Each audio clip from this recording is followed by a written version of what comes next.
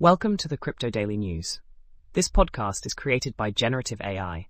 Today is 17 October 2024, and we're diving into the latest developments in the world of cryptocurrency and blockchain technology. Links to all stories can be found in the episode notes. Italy's tax authority is planning a significant increase in the capital gains tax on cryptocurrencies from 26% to 42% as part of its 2025 budget proposals. Vice Economy Minister Maurizio Leo announced this change, aiming to generate resources to support families, youth, and businesses.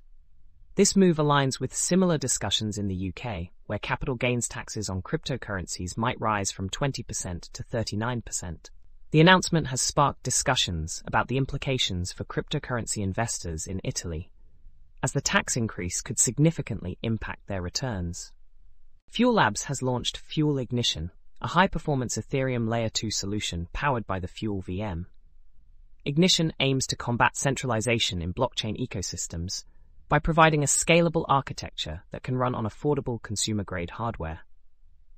The platform supports parallel execution, allowing for rapid transaction processing with a benchmark of over 21,000 transactions per second per core.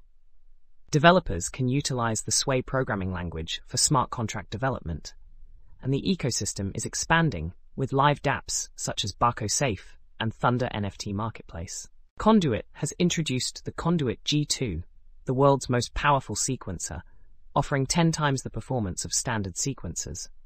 This technology is fully compatible with the OP stack and Arbitrum Orbit, addressing issues of limited blockchain throughput. The G2 sequencer can sustain a throughput of 100 megrangas per hexer, opening up new possibilities for high-performance decentralized exchanges and blockbuster games.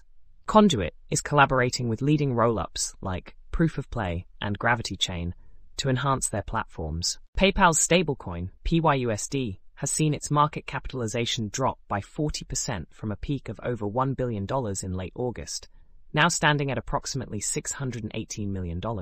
This decline is attributed to a reduced circulating supply on the Solana blockchain and decreased yield opportunities for lenders on Solana-based platforms. Despite the downturn, PYUSD's total market capitalization is still up 375% year-over-year, making it the 9th largest stablecoin by market cap. The real-world asset tokenization sector is projected to experience substantial growth, potentially increasing over 50 times by 2030, according to a Trend Finance research report.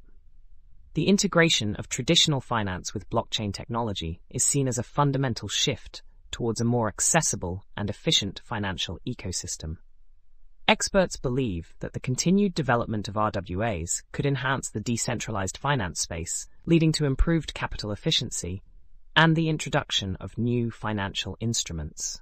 Ryan Watkins discusses the significance of religious energy in emerging blockchain ecosystems, suggesting it serves as a leading indicator of success. He highlights Ethereum's promise of decentralized applications and Solana's vision of a decentralized Nasdaq as examples of successful narratives. Watkins identifies two new ecosystems, Bitansor and Celestia, as having similar potential, emphasizing the importance of narratives in shaping the future of blockchain technology.